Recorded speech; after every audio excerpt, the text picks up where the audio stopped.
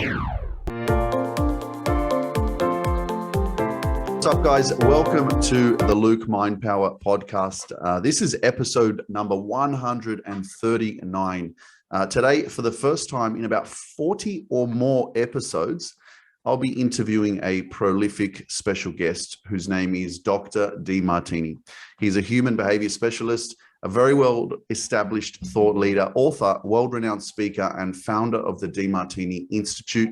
His purpose is to help you maximize your awareness and potential in life, and it's a super blessing to have him on this podcast. So without further ado, I'd like to welcome Dr. Demartini. Welcome, Doctor. Thank you. Thank you for having me.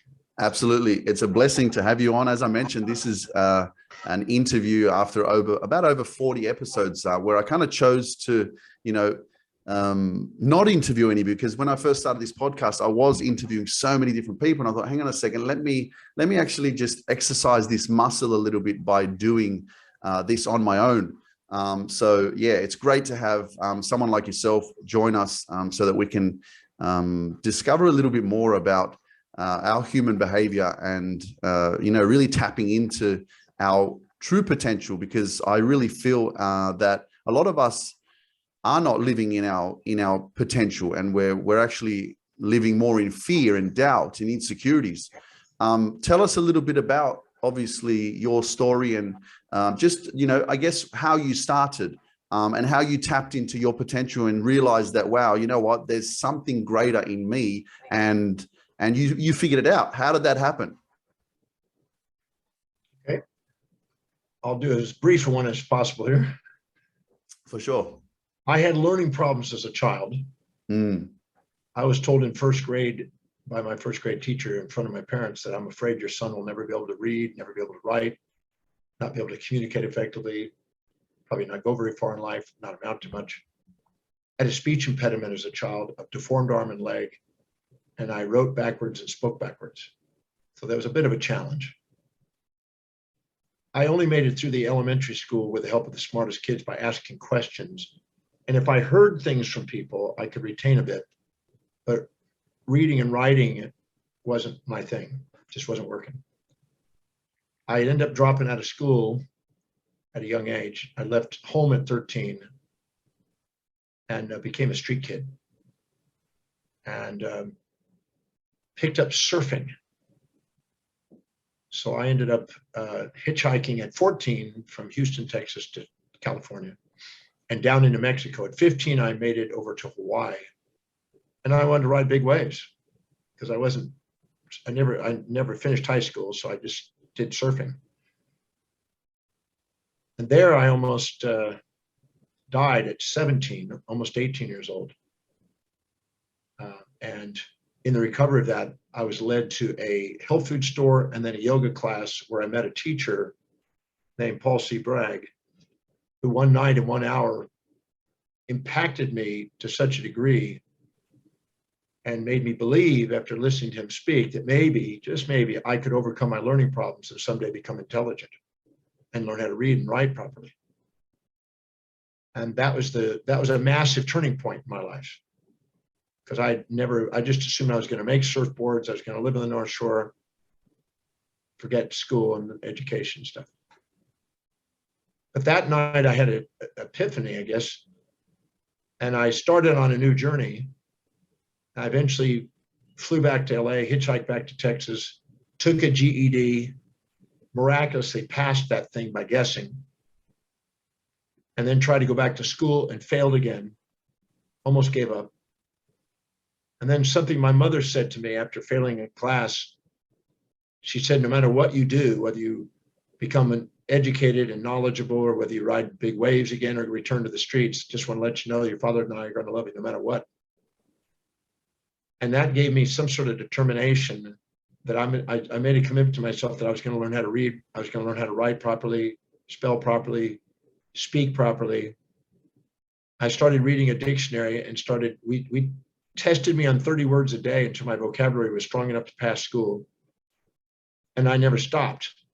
And I accumulated, literally thousands of words over time, and ended up becoming voluminous in reading and I practiced the writing until I was writing properly. And I just never gave up on it. And now, this is almost 50 years later, 50 years in November. I've read over 30,620 something books. I've written probably 300 books. I've traveled 20 million miles at least, more than that. And I've become financially independent many times over. And I've communicated to billions of people across the planet with radio, television, newspaper, podcast, movies, you name it. So when somebody tells you you can't do something, that doesn't mean that's your destiny. It just means that if you decide to use that as your statement and that's the way you want to live, then that's it. But if you decide to turn it into an opportunity, you can change that. So it doesn't matter where you come from, doesn't matter what you're going to, doesn't matter what you've been through. What matters is, do you have a dream and you're willing to do whatever it takes to get it? So my life changed that night I met Paul Bragg, and I'm very grateful for that. And I've had a dream to do whatever I can, like he did for me, to do that with as many people on the planet as possible. So that's what keeps me fueled every single day. That's powerful. Thanks for sharing that. What did Paul say to you exactly that gave you that epiphany? Well, he said a number of things, because he spoke for almost an hour. Well, that's not true. He spoke for probably 40 minutes and then took us through a meditation at the end of the hour. But he said that we have a body, we have a mind, and we have a soul. And that the body must be directed by the mind, and the mind must be guided by the soul. The soul is simply another name for the authentic self, the inspired self. And that if you let that inner authentic self guide you and don't try to be somebody you're not, be somebody you are, you'll go farther. And he said that you want to set goals for yourself, your family, your community, your city, your state, your nation, your world, and beyond for 100 to 120 years. And that what you think about, what you visualize, what you affirm, what you feel, what you write about, and the actions you take will determine your destiny. And the way he said it, it was so certain. It was like, oh, this is like, I can do those. I could change my life. And he said, and there's something inside you that wants to do something extraordinary. And you can't bottle it up. You got to let it out. And he had done some extraordinary things. And so he was exemplifying it. And my life shifted that night. I met him. I saw an epiphany in the meditation he guided us through. I saw Epiphany, which is painted in my office today by a gentleman from Melbourne, Australia, Andrew Tischler. He painted this 5 by 4 foot painting that sits in my office when you walk in, of me standing out on a balcony in front of 1 million people sharing a message, with every iconic building from every major city in the background around the world as a message for the world. And it's titled A Man on a Mission with the Message. So that's the image that I've been holding, all these years. And it was captured by Andrew, which I'm very grateful for. And I work on it every single day. I research every day. I write every day. I teach every day. One way or another, I'm doing all 3 of those every single day. And I'm traveling on Zoom if I'm not sailing on my ship around the world, because I live on a ship that goes around the world, or I'm flying somewhere. So I'm fulfilling that dream. I learned if you don't fill your day with the highest priority actions that inspire you, your day is going to fill up with low priority distractions that don't. So I've delegated everything off my plate except teach, research, and write. I don't have anything else I need to do. I have people doing that. So I just teach, research, and write every day as I travel. It's amazing. It's very inspiring. Dr. Demartini, I have to tell you, listening to you speak and share your story, I mean, as you mentioned, it's nearly 50 years.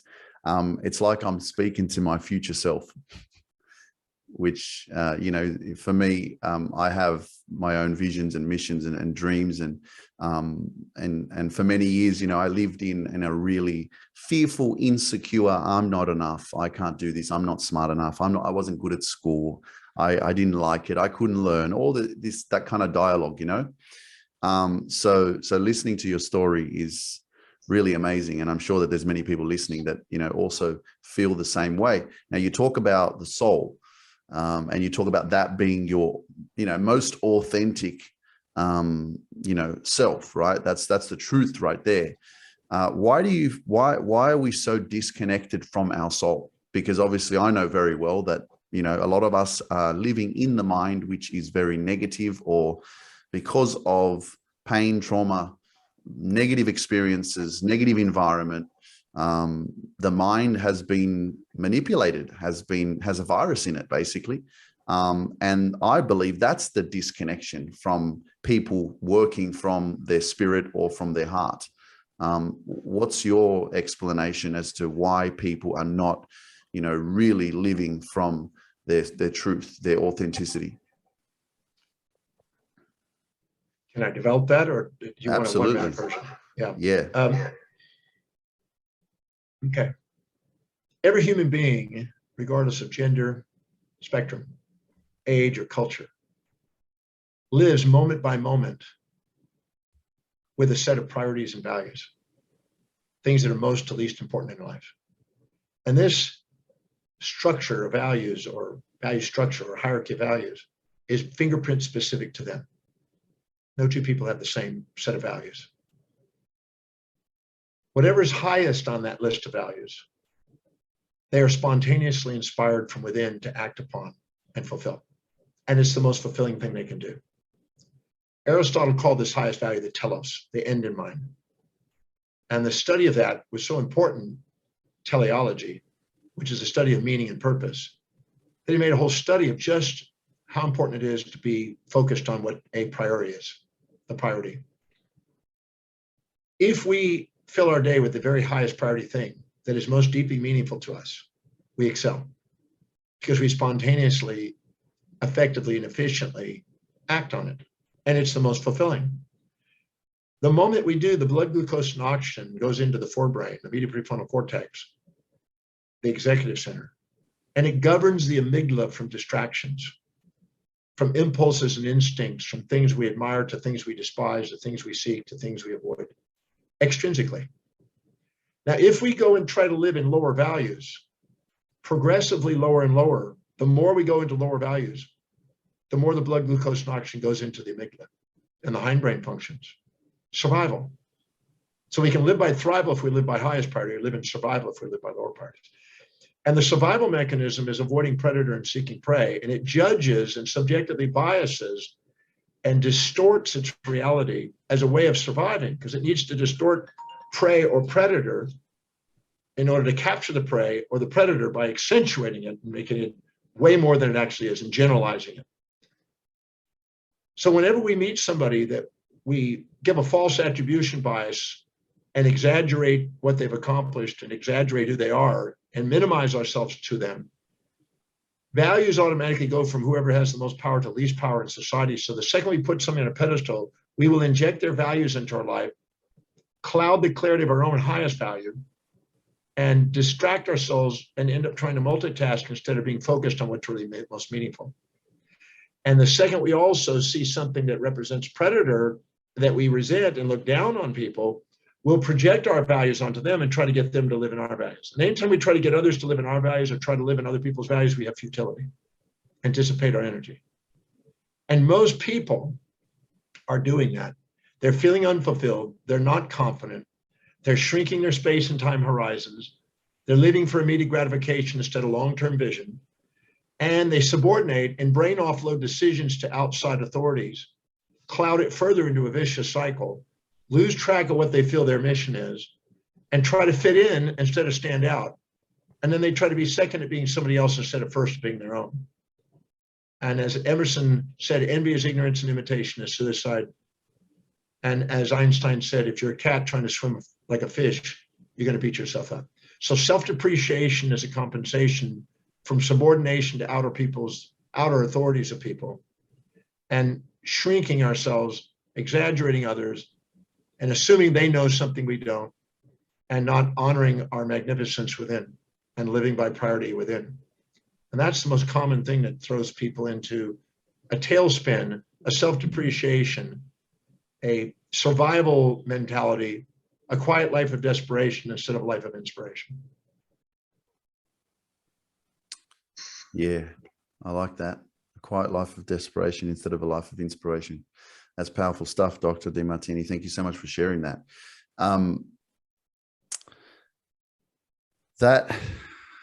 Yeah, I'm just trying to digest what you just said, which is powerful. And I'm already in my mind. I was like, I'm going to listen to this podcast again, so I can listen to what you just said.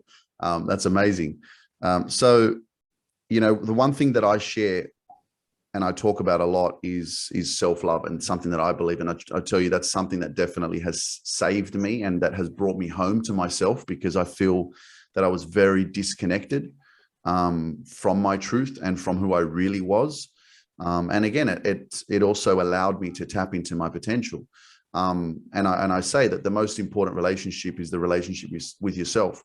Do you believe that that's something that is missing in people's lives, is their relationship with themselves? And the lack of that is the reason why we're so good at being people pleasers. We're so good at giving to others and serving others. And we've been also taught from society or culture or religion that being, full of yourself or taking care of you first is a selfish act. What are your thoughts on that? Yes. Anytime you exaggerate somebody else and minimize you, and you're too humble to admit what you see in them inside you, you're going to play small. And because of the way the values are, they get inculcated and ingested by you, their values, and you try to live theirs. And you sacrifice. Just like if you infatuate with somebody, a new girlfriend or boyfriend, the first few weeks, you're going to find yourself doing stuff you don't normally do to try to fit into their life for fear of rejection and loss of them. And you're going to find yourself doing weird stuff that you would never do until you build up enough resentment and say, I want my life back. And then you want to be authentic. So anytime you have to not be yourself in order to be in a relationship because you're infatuated, then you're in the underdog position. You don't have a match. And that's a symptom, as the Buddha said. When you have somebody that's a match, you get to be yourself. Now, anytime you minimize yourself to somebody and you go into shame or minimization, or anytime you exaggerate yourself to somebody, look down on them with resentment, you're not your authentic self. You're only your authentic self when you have equanimity within yourself. You're not too proud or too humble. And equity between you and others, where you're not infatuated or resentful. And what you have is love. And the moment you love somebody else as a reflection of you, and you're not too proud or too humble to admit what you see in them inside you, you get to love yourself. People say, I want to be loved for who I am. But if you're not being who you are, how can you be loved for who you are? It starts with you being who you are. But that can't occur whenever you judge somebody. And Empedocles, 2,600 years ago, wrote about this because he said that there's love and strife, strife being like judgment. And when people live in judgment, they live in the terrestrial world, the world of trial, and they're dense, and they feel the world's on top of them, and they're underneath in the underworlds, the world of hell, if you will. And this impacted even Thomas Aquinas and Aristotle and others that led into Christian constructs.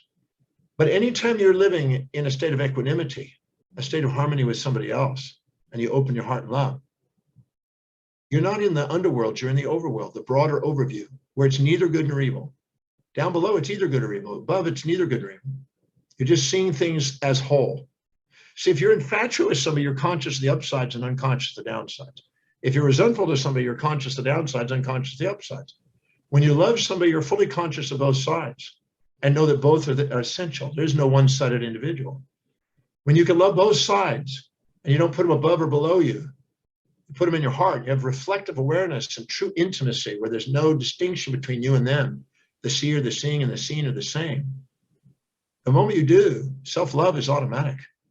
And when we live by our highest values, we're most objective and reasonable where that occurs. But when we try to live by lower values and we activate the amygdala skews things with a subjective bias and false attribution biases and causal biases.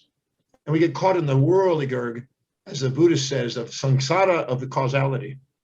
We blame. Epictetus says first we blame others, then we blame ourselves, then we realize finally at transcendence we have nothing to blame.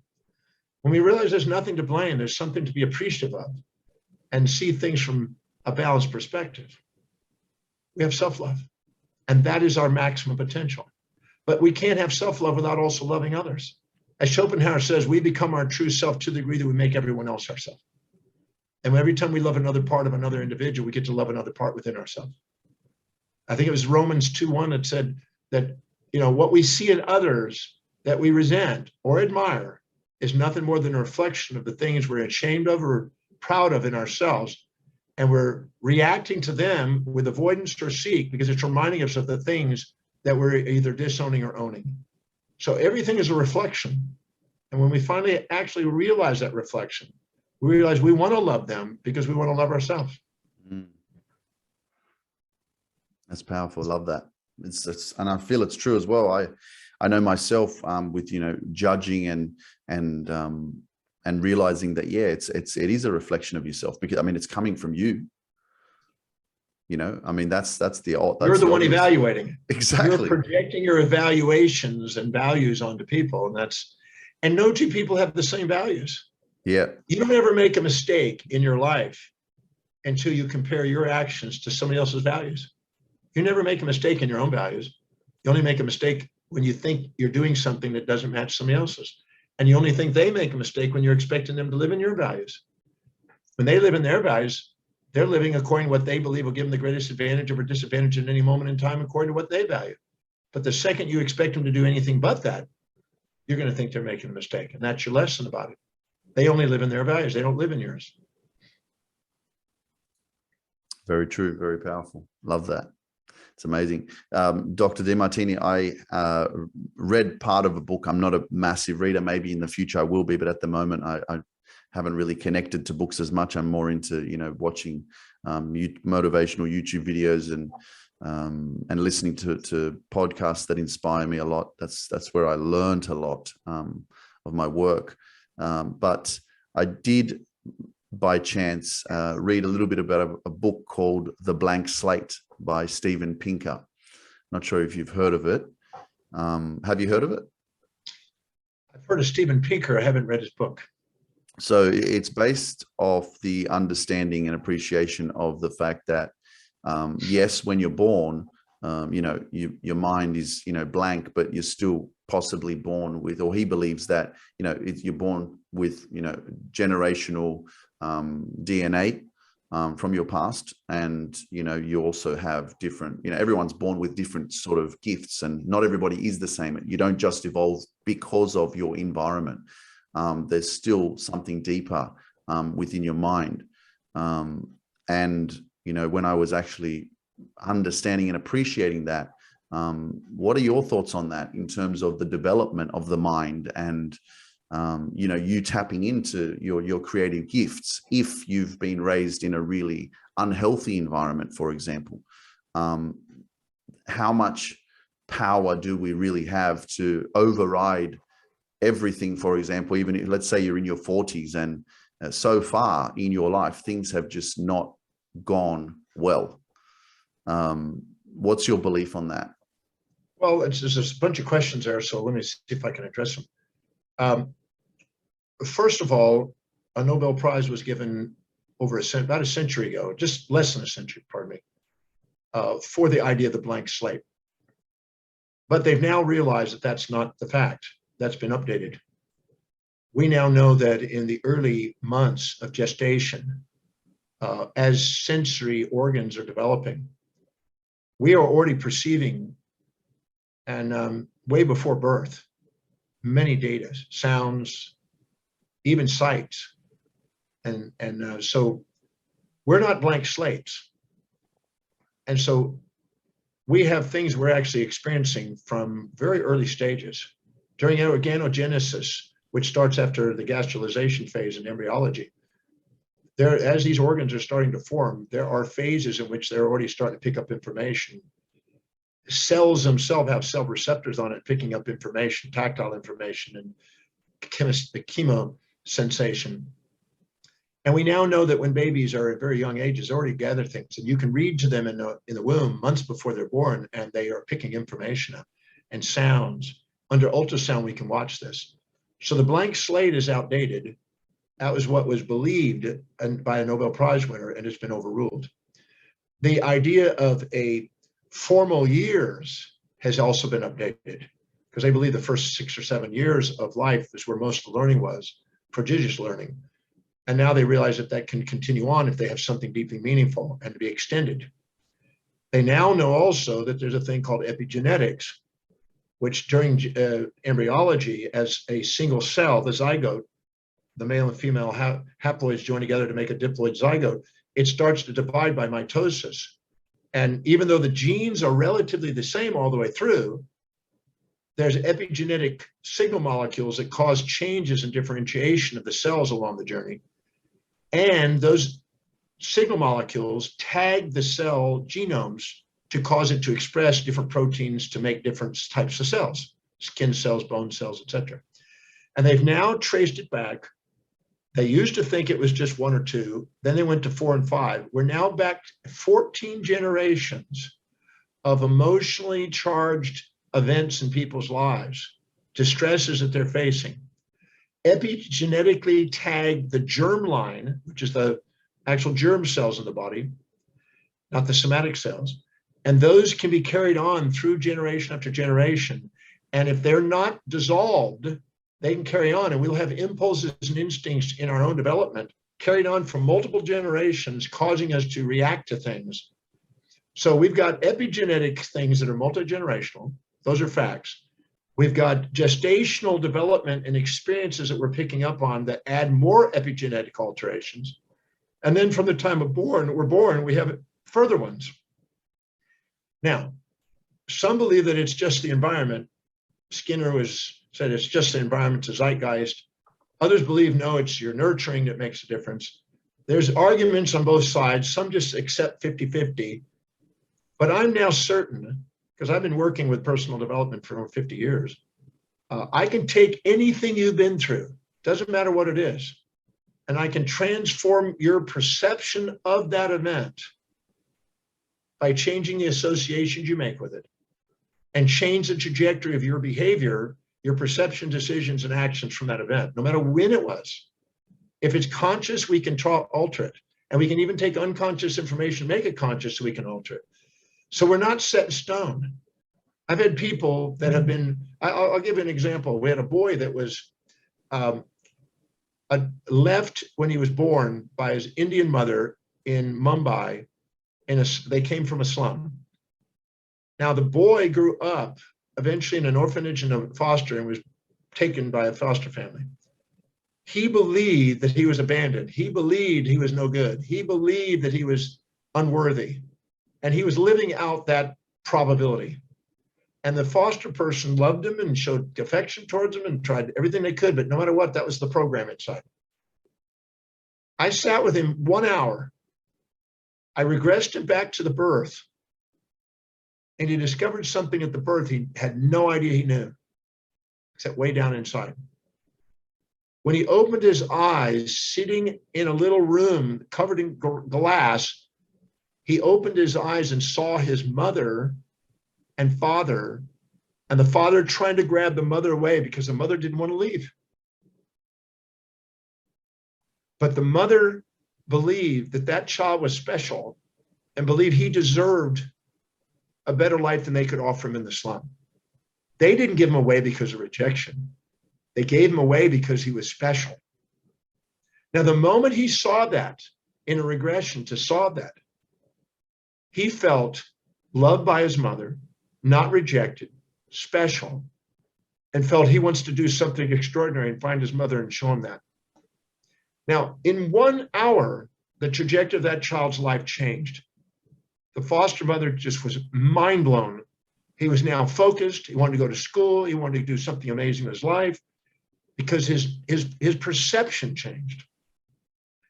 My perception changed when I was a teenager also, the night I met Paul Bragg, and my trajectory changed. So I don't ever want to just blame the world on the outside. Epictetus said in one of his writings, first in our journey of personal development, we blame things on the outside. And we live in this causal world that's falsely attributed to outside causes as the cause of our pains and pleasures. Then we go inside and we start blaming ourselves for our perceptions of it. And then we get to a point where there's nothing to blame because we finally realize that no matter what's happened in life, how do we use it to the greatest potential? How is whatever's happened in life helping us fulfill what's most deeply meaningful? And in the quality of our life based on the quality of the questions we're asking, if we ask amazing questions, how specifically is whatever's happened, how's it helping me fulfill what's most deeply meaningful? And if you answer that and answer it again and keep answering that, you will take everything that's happened in your life and turn it into fuel instead of friction. So I don't want to say that we're victims of history, because I don't find that to be true. We can be masters of destiny, but we have to make that decision and start to have a difference in perception. William James, the secondary father of modern psychology, said the greatest discovery of his generation is that human beings can alter their lives by altering their perceptions and attitudes of mind. So the whole reason we have a personal development field is because we have the capacity to transform our lives. Yeah, so we're changing basically the past, which is changing our perception of the past. Yeah. So I want to share with you, Dr. Demartini, something that I went through when I was roughly around 14, 13 or something like that. So my story came from, as I mentioned, a lot of insecurity. I was very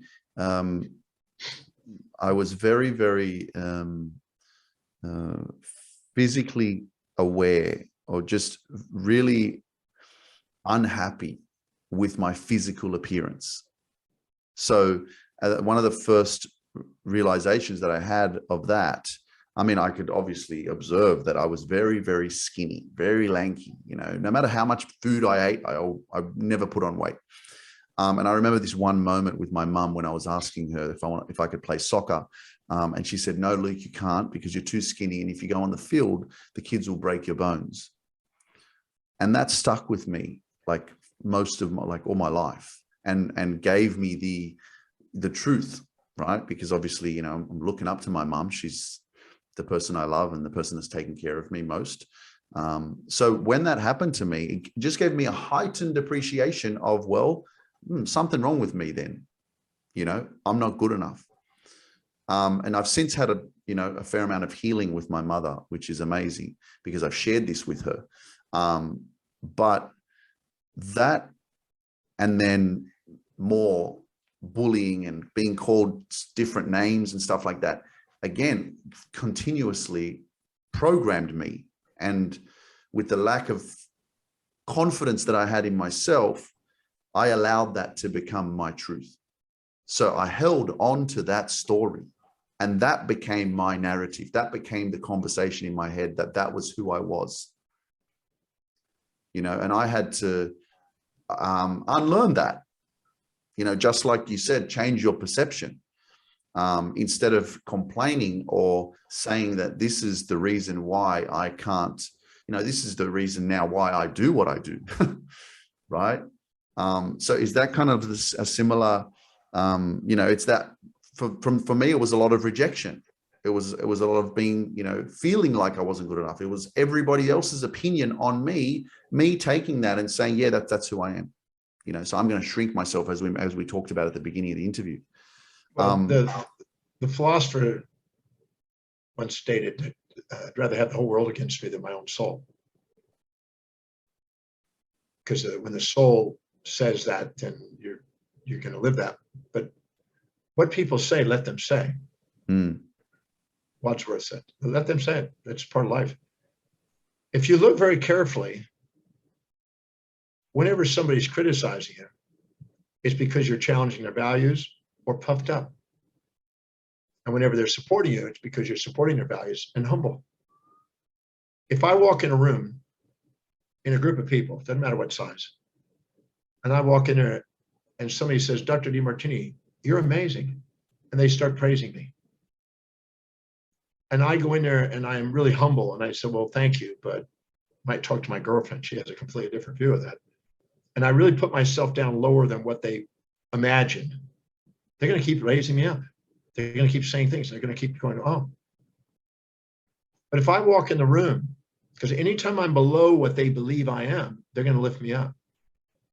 But if I walk in a room and they said, "Oh, you're amazing," and I go, "You finally figured it out. I'm more friggin' amazing than you can even comprehend. Your small mind can't comprehend how really amazing I am. I'm more amazing than any of you combined." what will they do? Shrink themselves. They'll immediately knock me down and criticize me, bring me back down, arrogant. Because the tall poppy syndrome and the dull. Yeah, I hear what So you're the saying. second you go above what people think, they bring you down. And the second you go below what they think, they lift you up. And people are addicted to being lifted up. And they're frightened of being put down. But both of those are putting you into your authentic self. So you need criticism just as much as you need praise. And people addicted to praise who puff themselves up and get addicted to their pride, automatically you're going to have criticism to get them back into humbleness and back into authenticity. We're not here to be puffed up. We're here to be ourselves. So if we have an understanding of the nature of human behavior, we don't attach to those perceptions. We see those perceptions on the way because they're helping us be authentic. So in that example that you just shared, someone says to you, you're amazing. One thing that I've learned through a powerful coach of mine, Lisa Nichols, is, one thing that we struggle with, a lot of us, is receiving compliments. And the one thing that I learned from working with Lisa Nichols is that when someone gives you a compliment, instead of rejecting it or being afraid of it, you say a statement like, I receive that. Yeah. So that you're actually receiving the energy. A lot of us are pushing it away by making excuses as to why we're not amazing. Yeah. What I do is I just say thank you for projecting what you have inside. Yeah. Because you cannot see that in me unless that's you. That's right. And I turn it around and I acknowledge it within me and I acknowledge it within them. And that way I don't get puffed up by it. I just get appreciative of it. There's a difference. Yeah. Well, that's why I always say, you always project to the outside what you have within yourself. You can't give what you don't have. As Aristotle said, everything is a reflection, that the projection you make of it. Your interpretation of it is you. Absolutely. Powerful stuff. Love it. Dr. Demartini, gratitude is something that I practice with my clients every week, because I'm very aware of the mind, and the mind is either in the future or in the past, or, we're not content with what we've achieved so far in our life, or, we're always looking to gain more, or, wishing that we were better, or we had more money, or we had that car or that house or whatever it is. How has gratitude played a part in your success, and why is it so important to bring yourself back to the present moment and, to recognize what it is that you have and even your achievements in the here and now? I was born on Thanksgiving Day. And when I was 4 years old, my mom was putting me to bed and she said, son, make sure you count your blessings. Those that are grateful for what they have receive more to be grateful for. The executive center in the forebrain, which is activated when you live by your highest priority, is also called the gratitude center. Because that's where you're most resiliently able to see that no matter what happens, it's actually feedback to help you fulfill what's meaningful. Now, I keep a daily gratitude journal. I call it Had the Opportunity Today. It's 33 volumes. Some of my volumes are 900 pages.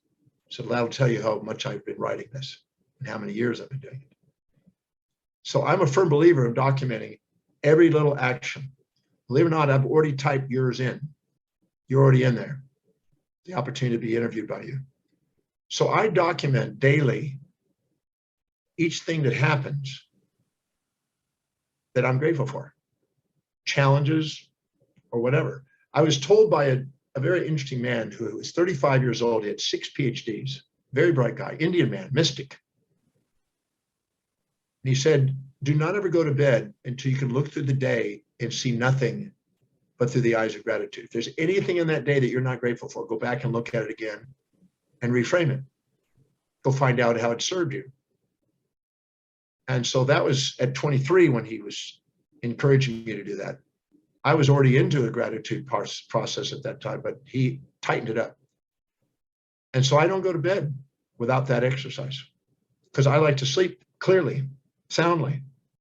And gratitude is the signal to noise ratio in the brain cleans up the signal to noise ratio and allows you to get the signal of the soul to come through, which is thank you and love.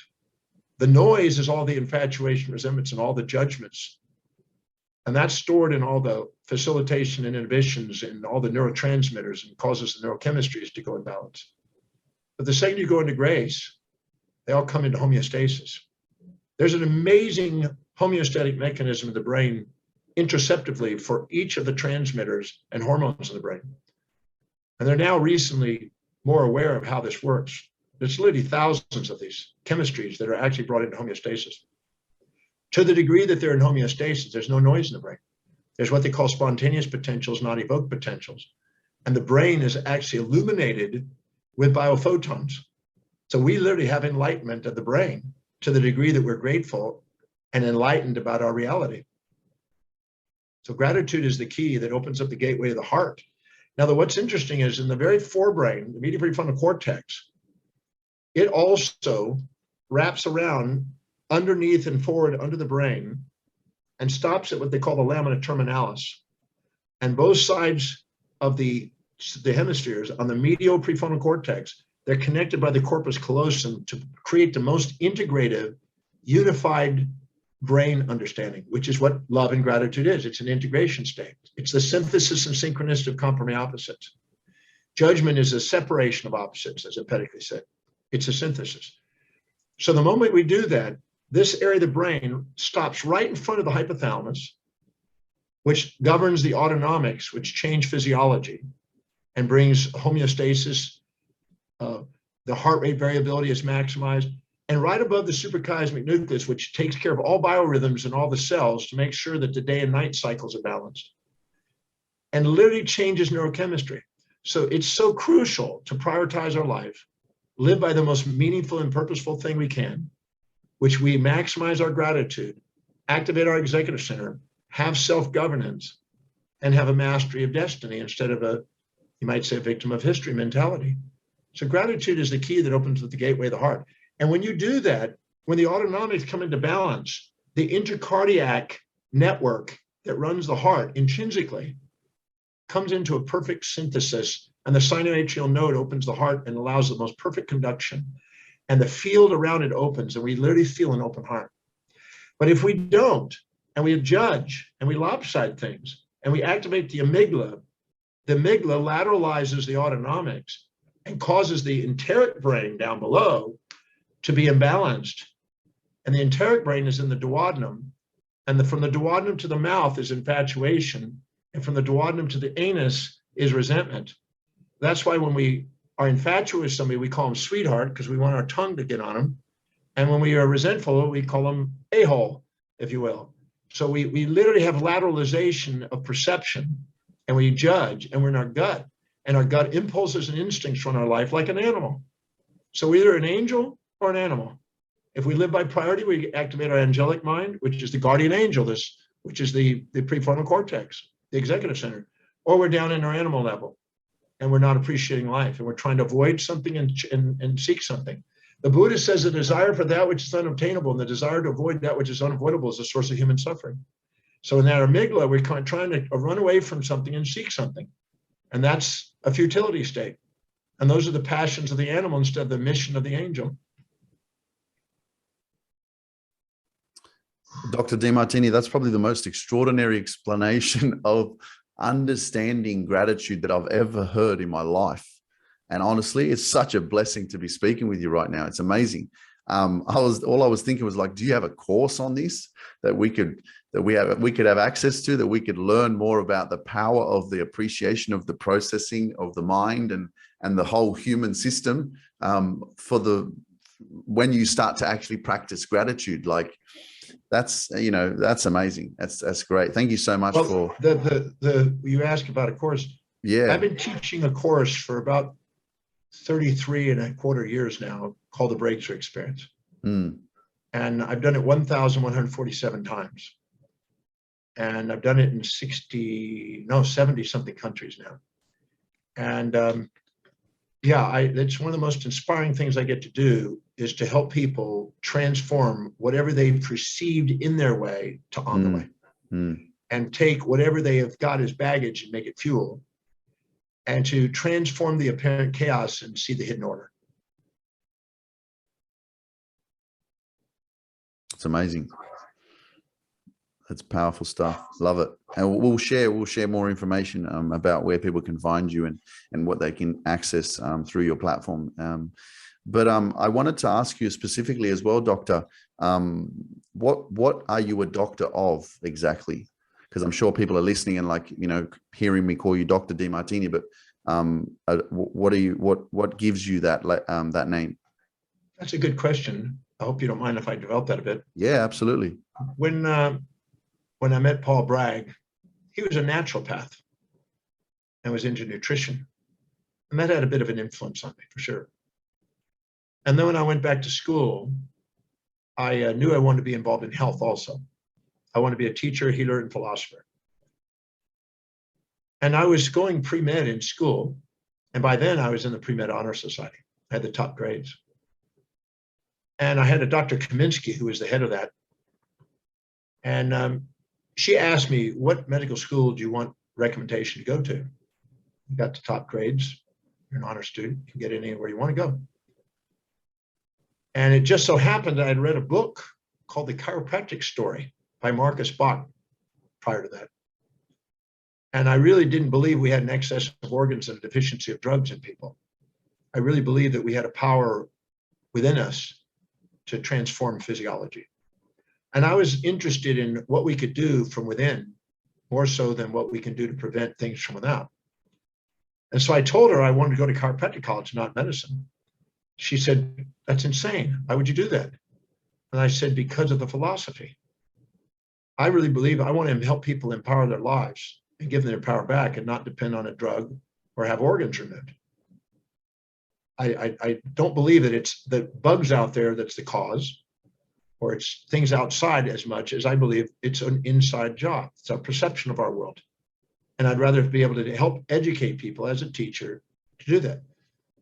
So when she said she was upset about that, I knew I'd made the right decision. So I went on to be a chiropractor. I went to Texas Chiropractic College, and I graduated there with clinical and academic honors. So I was very grateful for that. During that time, I also studied dentistry, and I also went to Baylor Medical School just to compare the educational system to make sure that what's going on. And what I found is that the formal education system was inadequate from what I wanted. Whatever they were expecting, I always multiplied it times 10. So if we have 2 texts or a text for a class, I'd read 10 to 20 texts for a class. I always had a higher standard than anything in formal education for myself. And so I chose that as a profession. And I'm so grateful I did, because it gave a philosophical view of helping people empower their life, which is what I'm interested in. I want to help people realize that their perception, their decisions, and their actions have an impact on their physiology. I'm now convinced and certain that our physiology is a feedback mechanism to guide us to authenticity. Just a few years ago, they discovered something about the immune system they didn't know before. For years, in the 60s, 70s, and 80s, the immune system is considered a protective system against alien invaders, a virus, a bug, rickettsia, these kind of things, parasite. They don't have that view today. That's not the view of today. Today, since they now know about the microbiome, and every cell and every tissue has a microbiome, they now know that it's more of the immune system is a feedback system to the brain to let the brain know what are the ratios of microorganisms throughout the body and where they're located in order to adjust and alter the autonomic nervous system and the pHs and secretions, et cetera, to keep those things in check. It's a wildlife management system. It's an ecosystem with builders, maintainers, destroyers that build and destroy our body consistently in order to recycle systems. And so now, instead of seeing that, we got to get an antibiotic to get rid of that bug, we now are going, what are the bugs? What are the ratios? And almost every disease now has been now correlated with the types of microbiomes that are in the body. And so now changing those microbiomes are impacting illness.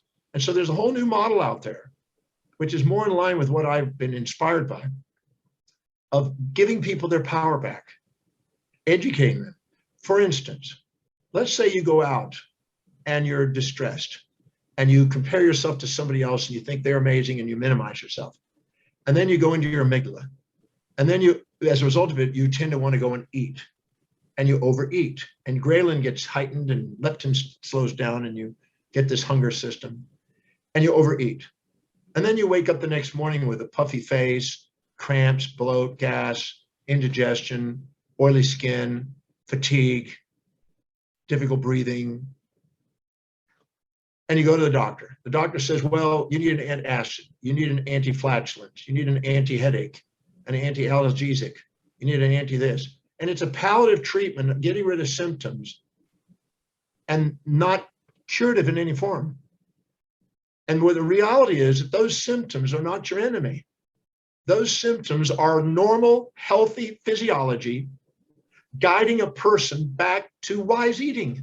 Mm-hmm. Misinterpreted as illness, treated as disease, misleading people thinking that if you feel good, you're healthy. And then that's not the fact. The fact is that sometimes those symptoms are healthy and a perfect biological response to try to guide you on how to eat wisely, moderately, consistently with rhythm. So I chose chiropractic because of the philosophy and because I wanted to give people their power back. And I want to educate people on applied physiology, not attack or protect from bugs or give pharmaceuticals as a pharmaceutical rep. Now, I'm not saying that they don't have a place, and there are places where that's absolutely essential, but that wasn't the path that I chose. I wanted to give people their power back and wanted to educate people as a doctor. And so I still to this day work on that, do that wherever I travel. Yeah, thanks for answering that. And it's really powerful and also something that I learned when I was living in the Shaolin Temple in China. And obviously they practice Chinese medicine there as well. But the one thing that the teacher would always say, the Shifu, is that you are your own best doctor, you know, and your body's not against you. It's always working with you. And I think that's the system that's flawed in the world today, well, is that that's exactly the truth. Yeah. Your body, you know, I'm amazed at how there's a war against a certain disease and it's outside you, attacking you. I don't find that to be true. I believe that I've worked with a condition that's very common called diabetes, right? Many cases of this. And there's a pattern of behavior. If you take a diabetic and you try to tell them what to do, unless you can make it their decision to do it, they're not going to listen in most cases.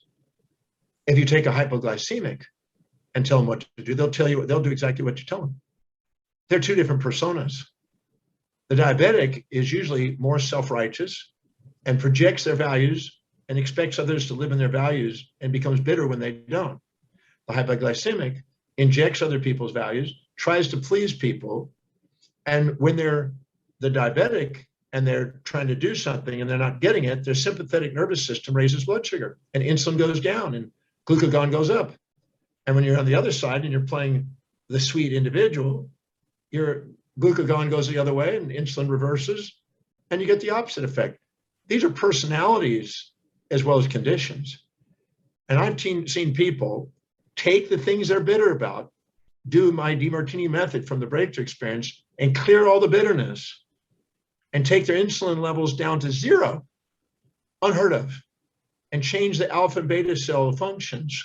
Mysteriously, they change their production.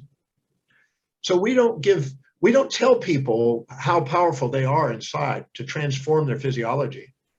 We don't, because most people don't want to take accountability. They don't want to be responsible for the hours and effort it takes to master their life. Well, that's the yeah. And that's the amygdala. The amygdala is dedicated to immediate gratification and the executive center's long-term vision. And people that have long-term vision want to master life like Gladwell and put in the 10,000 hours to master their life. Most people want a quick fix. And so therefore medicine and that palliative, approach, external approach has a place. So I'm not against it. I just would rather select the people and educate the people who are willing and ready to master their lives.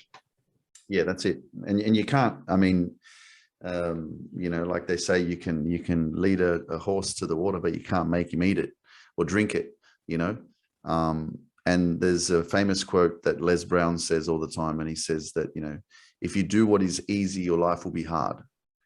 And if you do what is hard, your life will be easy. And it's the hard, the accountability, as you mentioned, it's being consistent and doing something over and over and over again to master yourself. If you pursue challenges that inspire you, you'll develop eustress and wellness. If you try to avoid challenges that inspire you, you'll create distress and illness. So you might as well pick your challenges. Because if you don't fill your day with high priority actions that inspire you, it's going to fill up with low priority distractions that don't. If you don't pick the challenges that inspire you, it's going to fill up with challenges that don't. It's your way. But you're not going to avoid the challenges, because the challenges are necessary for your mastery. They're what causes you innovation, genius, creativity, and creating original ideas that serve people. They're the ones that literally help the hormesis of the immune system. So there's no doubt that you can transform your life by transforming your perception, decisions, and actions. Absolutely. So, Dr. Demartini, I know we're going to finish up shortly, but coming from where you came from not being very good at school, and coming from that place of some people call it dyslexia, or not being good at studying or stuff like that, and now you've completely turned that around. And what does it feel like? Because I know, like, where I came from, and now that you've just invested so much time into yourself, into becoming who you've become, how does that feel? Because I know we function off feelings and emotions, and everyone's looking for that happiness and that joy. Are you living in that state every day now? No, I don't pursue joy or happiness. In fact, I wrote a little booklet called I Gave Up Happiness, It Made Me Too Sad. Aristotle described a hedonistic happiness, which is a superficial happiness, and a deeply meaningful state called eudaimonia. And eudaimonia was the pursuit of well-being and wholeness and integration.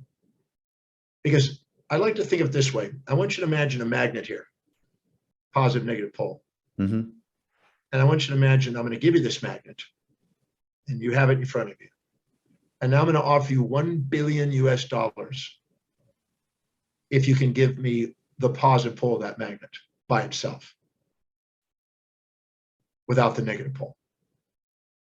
Now, if you're ignorant and don't know Maxwell's equation, you'll cut it in half and quickly give me the positive pole and say, all right, where's my billion? And then I'll point out to you that you cut the magnet in half, and now you have a positive negative and a positive negative, two magnets. I go, oh, I didn't do it fast enough. Let me do it faster. Chop it again. And so now you're going to chop it and chop it and chop it and chop it, pursuing that which is unavailable and trying to avoid that which is unavoidable. And this is a source of human suffering. So you're trying to get a positive pull of a magnet without the negative pole. And as long as there's even an atom left, there's a dipole moment in the atoms of this magnet that's been magnetized. So people do that. They try to get rid of half of themselves and only get one side of themselves. And they pursue that which is unavailable and try to avoid that which is unavoidable and suffer because they don't get rid of it. So I gave it up at age 30 after doing a massive experiment on the illusions of positive and negative thinking.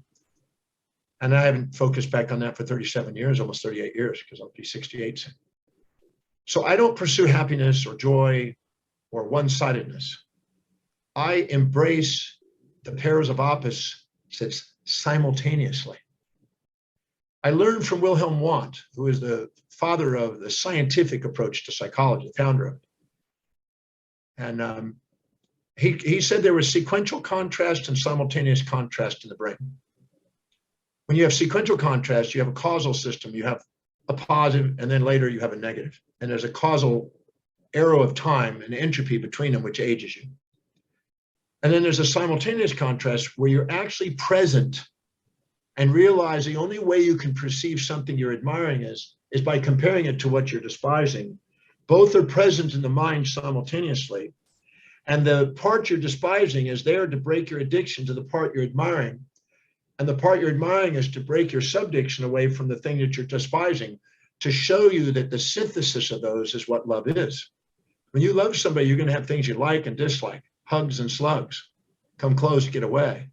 You won't love them if you're trying to get a one-sided person, and you won't find a one-sided person. I'm not a one-sided person. I'm not always nice. I have nice and mean, kind and cruel, positive, negative, happy, sad. I went through 4,628 traits in the Oxford Dictionary and found out I had every single one of them, and none of them have gained or lost. They're just changing forms. So I gave up happiness. It made me too sad. What I did is I focused on the synthesis and synchronicity of those polarities simultaneously and gave myself permission to see them simultaneously and honor them. And that brings tears of gratitude because it allows me to see the hidden order, not the apparent chaos. If you study Claude Shannon's work on chaos and disorder and entropy, he calls entropy and disorder missing information. So if you're infatuated and you're in glee and joy and happy and elated, you're blind to the downsides that are there, you're overlooking. And if you're resentful, you're blind to the upsides because you have missing information. Think about somebody you're highly infatuated with. The first few weeks, you're blind to the downside. But after you stay with them for a year, what happens? You discover, oh my God, that's a fatal attraction. It's not what I thought.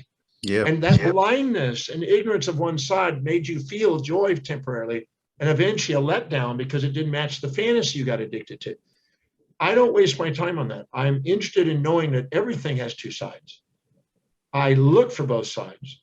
I've become fully objectively aware of them. I'm grateful for that because then I get to see the hidden order, because order means no missing information. The word mindfulness means nothing's missing.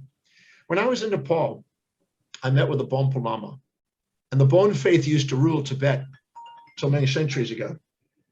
And in the process of doing it, we talked about one thing: nothing missing. Nothing's missing. So many people are missing things. Every time you judge, you perceive missingness. Every time you love, you have fulfillment. The Gnostics called fulfillment pleroma, and they called the emptiness kanoma, and judgment left emptiness. And so when I judge something as positive or negative or happy or sad or whatever, and I don't see both sides, I have some emptiness, and it's shallow and it's transient and it's fleeting. So I don't waste my time on the search for one-sided world. I embrace the two sides of life now. And the only way to get to the present is in the now. They know in memory and imagination, already stored in the subconscious mind, all polarities and distortions. The moment you actually balance out the equation, the past disappears, the future disappears, and the present emerges. In the present, there's nothing but love. All else was an illusion. So I don't look for one-sidedness. I gave that up at 37.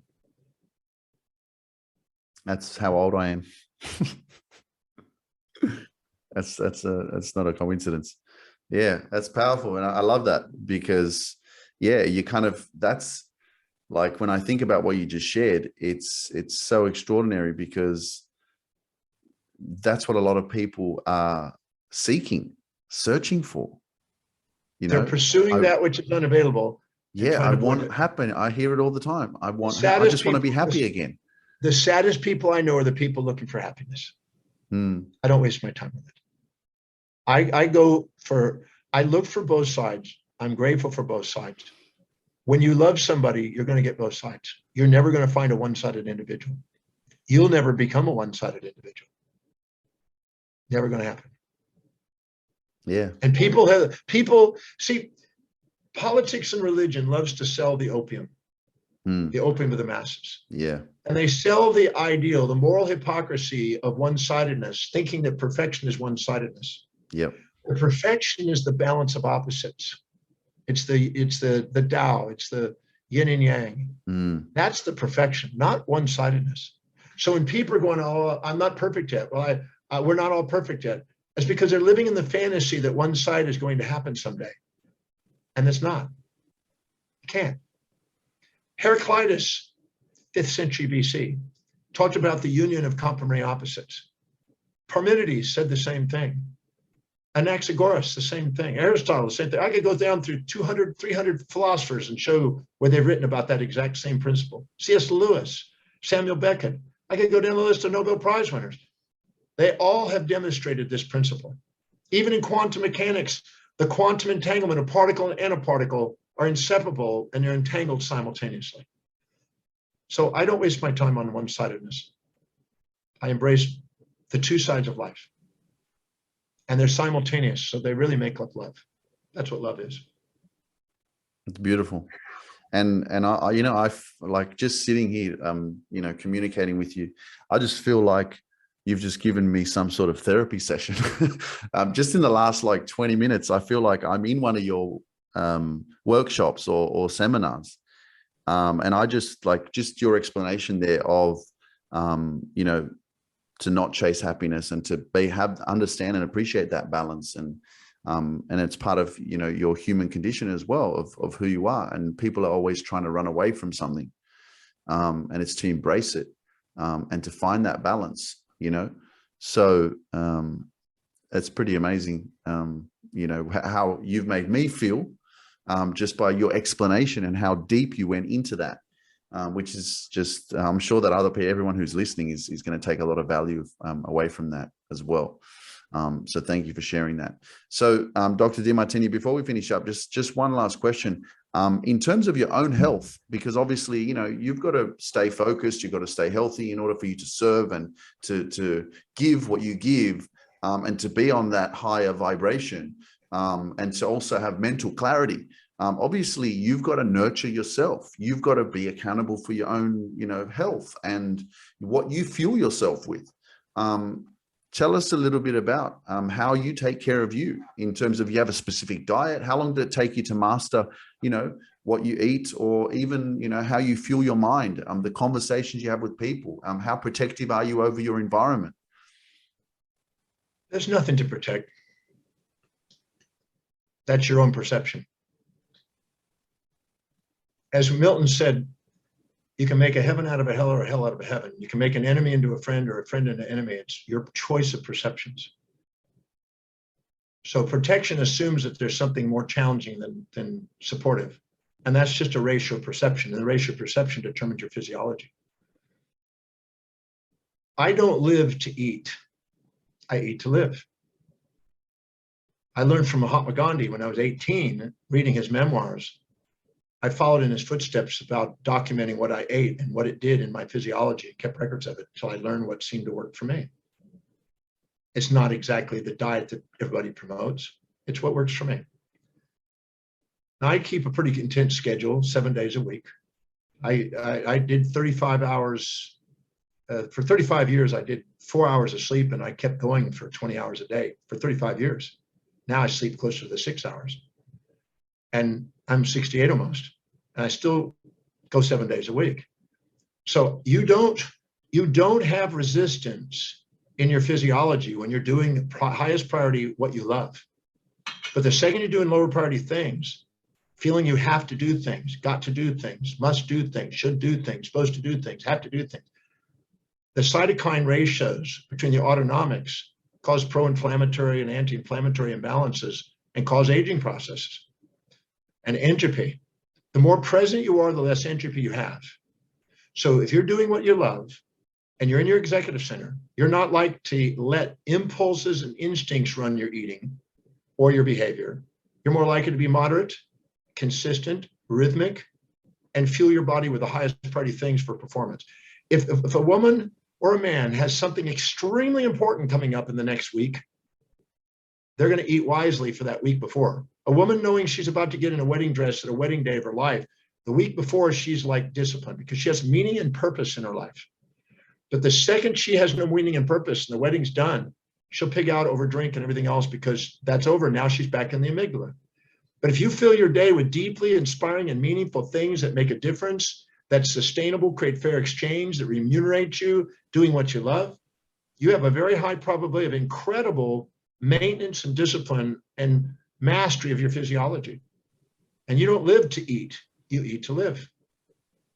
And you prioritize your actions, you prioritize your associations, who you hang out with, not because of judgment or making right or wrong, you just prioritization because you can't be with everybody every day.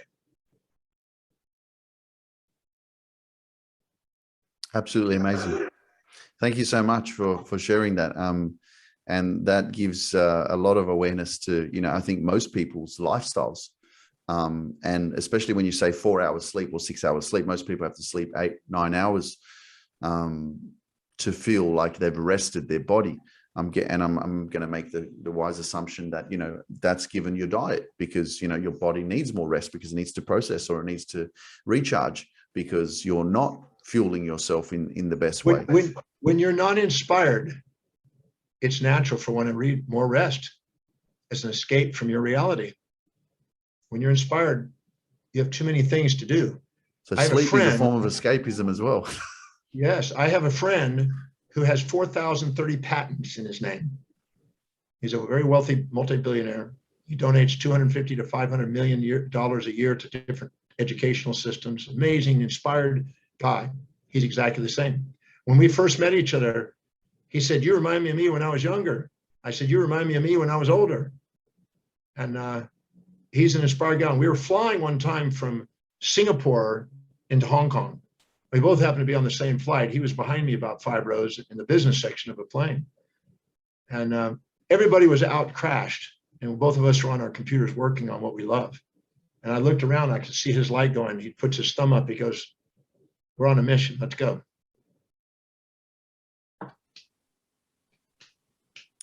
You're absolutely on a mission. You're still on that mission, Doctor. I am on the mission. Absolutely.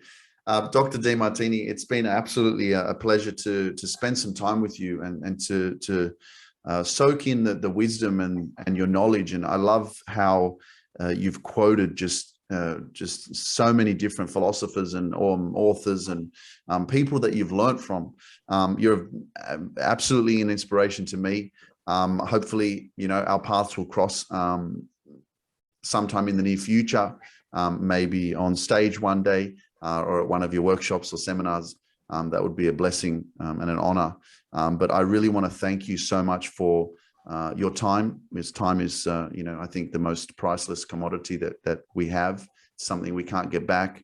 I just appreciate everything that you've shared with us today. Where can people find your work, your social media platforms?